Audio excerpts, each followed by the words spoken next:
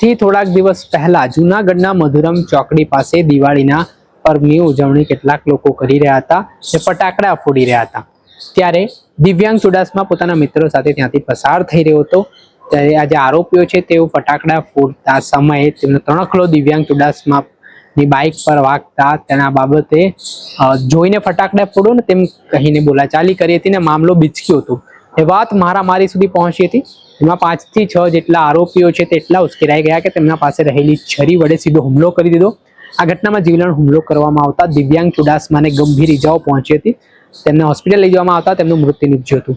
આ ઘટના બાદ જામનગરની સ્થાનિક પોલીસ સ્ટેશન ખાતે પોલીસે હત્યાની અલગ અલગ કલમો હેઠળ ગુનો દાખલ કર્યો હતો ને આ ઘટનામાં સંડોવાયેલા આરોપીઓ છે તેમની અલગ અલગ ટીમો બનાવીને ધરપકડ કરી હતી। ત્યારે જૂનાગઢ પોલીસ દ્વારા આમાં જે આરોપીઓ છે તેમને ઘટના સ્થળે લઈ જઈ તેમનું રિકન્સ્ટ્રક્શન કર્યું હતું। એ ઘટનાના વિડીયો પણ સામે આવ્યા છે।